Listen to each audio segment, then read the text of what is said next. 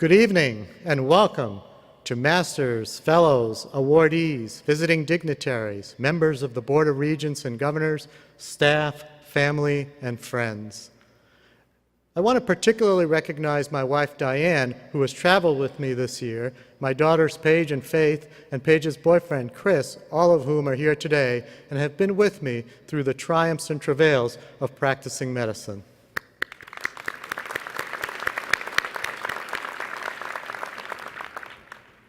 So it is with great honor and privilege that I stand before you.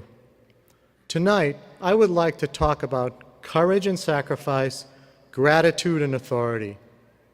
The courage and sacrifice of my parents to immigrate from the other side of the world nearly 60 years ago to seek opportunity for themselves and their children.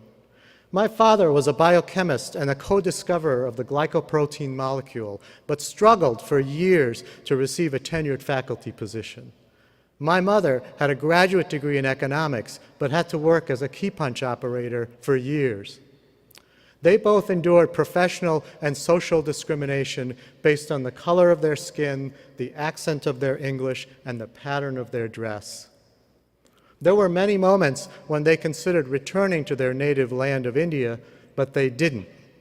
They knew that this was a country of ideas, great opportunity, and promise. They sacrificed and were determined to make a life for themselves and for their children in America. So I stand humbly before you today in their shadows. But mine is not a unique story, but one repeated millions of times around the world and perhaps in your lives. Perhaps you too have gained from the sacrifice and courage of your parents or your family or friends or colleagues. You too have had to make choices in your careers and personal lives. So we have all gathered today to celebrate that sacrifice and take pride in your accomplishment and the knowledge, skill, and empathy you bring to your patients and the professional and ethical standards of the American College of Physicians that you abide by every day of your career. As I traveled the world representing ACP from the island of Taiwan, Panama City, Panama, to the villages of Indonesia, to the modern cities of Doha and Abu Dhabi, and the cobblestone and canals of Old World Amsterdam, I was inspired by the people that I met. I was also humbled by the talent and dedication internists around the world. Some are practicing in rural and resource-poor areas, fighting Ebola, HIV, malaria, dengue, and waterborne diseases.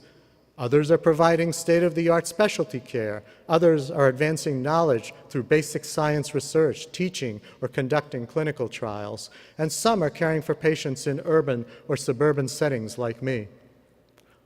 But the common thread is the commitment to advance humanity, better lives, and seek a world where all lives have equal value. As I traveled, I also saw the respect with which American medicine and the college is held. Internists around the world seek knowledge through workshops and lectures, products such as MKSAP and Annals of Internal Medicine. They look to ACP to set standards for ethics and professionalism in the practice of medicine.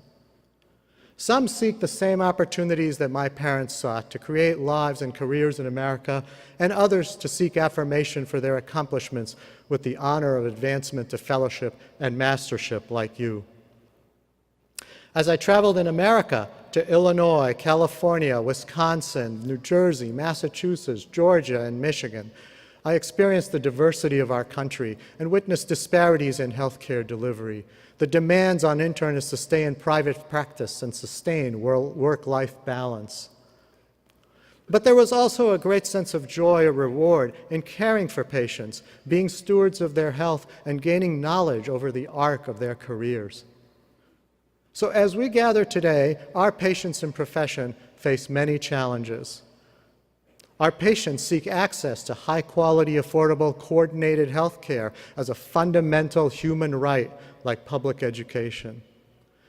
They seek affordable prices for medications, medical and surgical services, and they seek health insurance that is affordable for all Americans. They trust us to be current in our knowledge and offer our experience, judgment, and wisdom.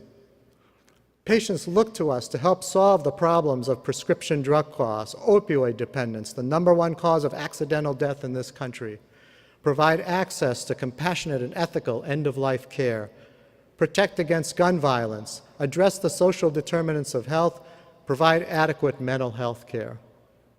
They look to us to advocate for women's health rights and mitigate against the greatest health threat of the 21st century, global climate change.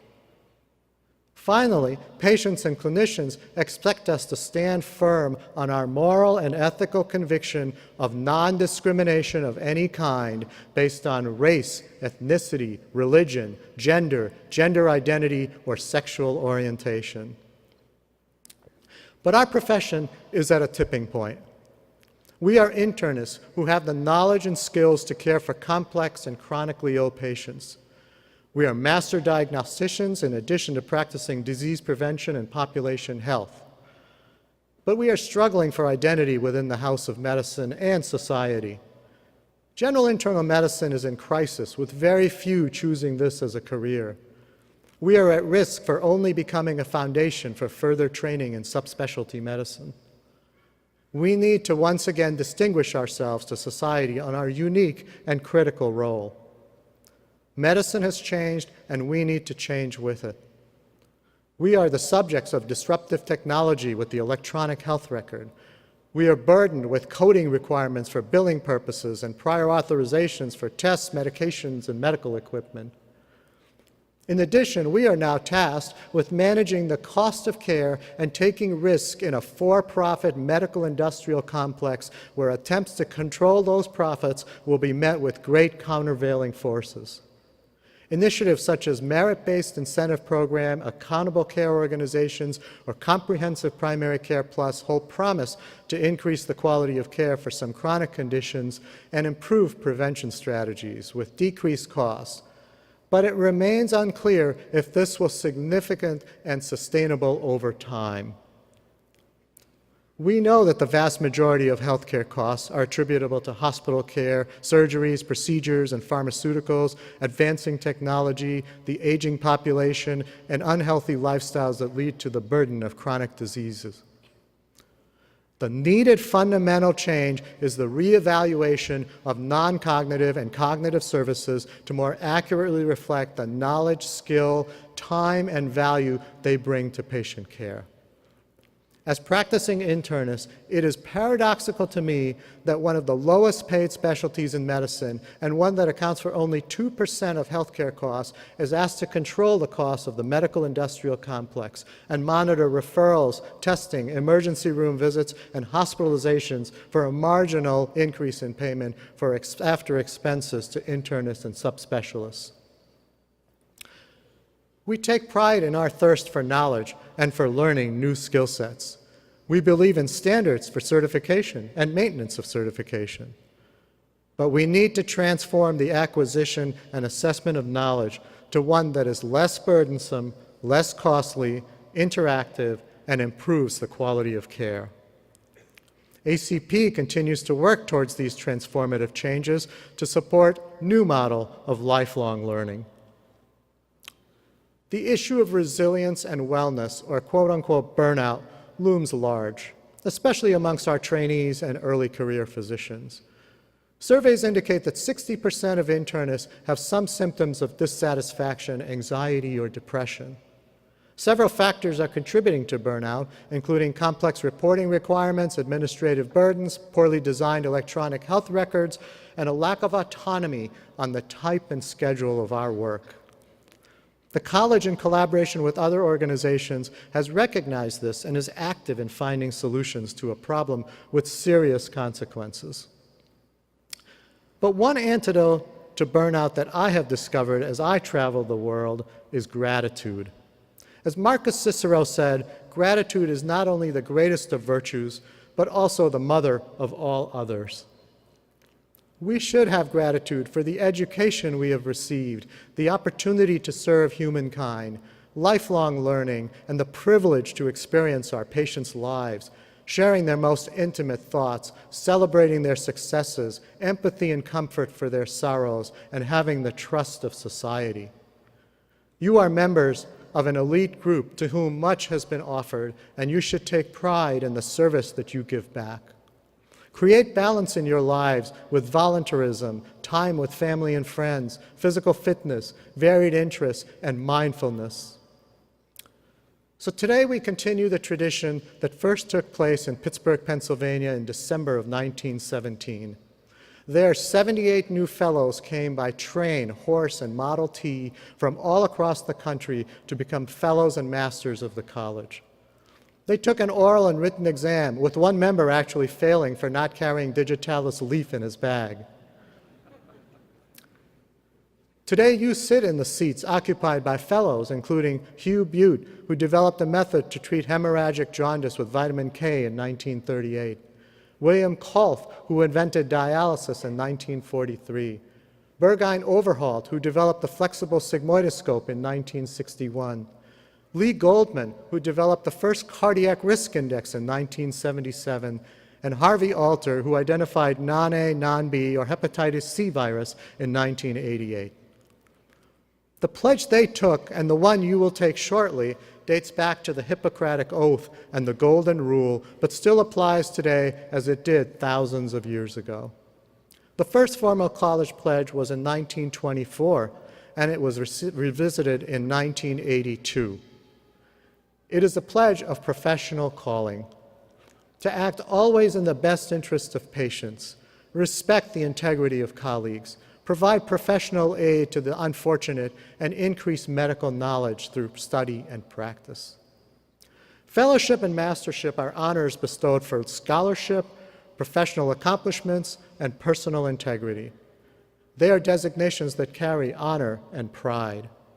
They are designations from which you will gain no financial benefit, but are milestones in your career, provide personal fulfillment and the respect of your colleagues, teachers, patients, and profession.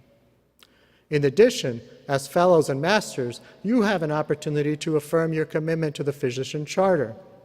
Its principles include the primacy of patient welfare, autonomy, and social justice. Its responsibilities include a commitment to professional competence, honesty, and confidentiality. It is also a commitment to improving quality and access to care, careful use of resources, and advancing medical knowledge. It remains relevant to our time and is not to be taken lightly. The Charter is fundamental to the practice of medicine and our contract with society. This trust that society has bestowed upon us is one we cannot jeopardize. But things must change for the reasons stated earlier, and you have the authority, respect, and trust of Americans to make those changes. You must become leaders in setting policy that keeps the patient at the center of care and recognizes the importance of general internal medicine, the hospitalist, the subspecialist, as leaders of the healthcare team that provide high-value care. This is a pivotal moment in American medicine. There are unique opportunities before us. We need you to become leaders in setting the standards for uniform and meaningful quality measures. Leaders in an evolving payment system that values cognitive services, is value-based, and perhaps leads to payment for a demographically and complexity-adjusted global patient panel. We need you to be leaders in forcing governmental agencies and Congress to make vendors develop more functional EMR systems that are truly interoperable. We need you to take back the profession and move from dystopia and closer to utopia. And the American College of Physicians is and will be there to help with this transformation.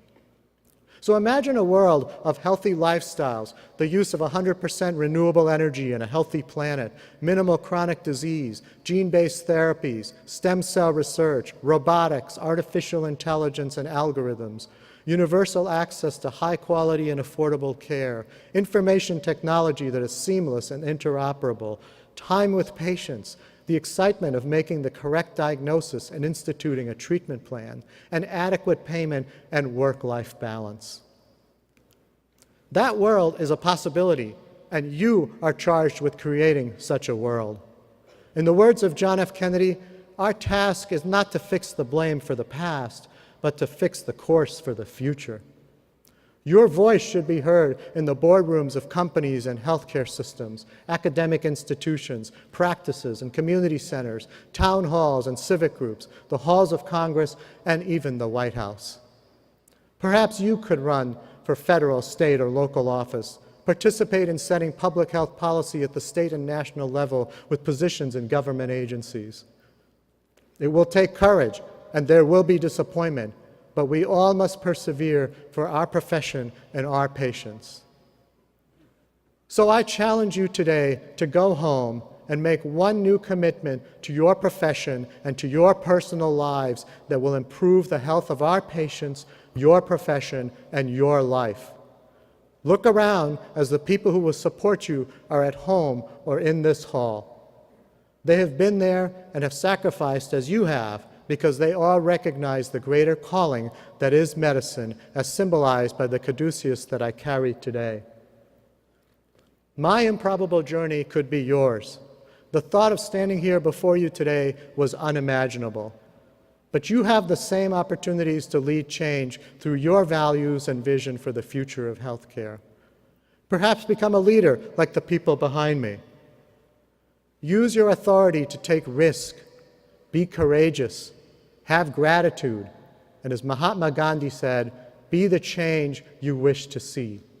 Congratulations to all the new fellows, masters, and awardees.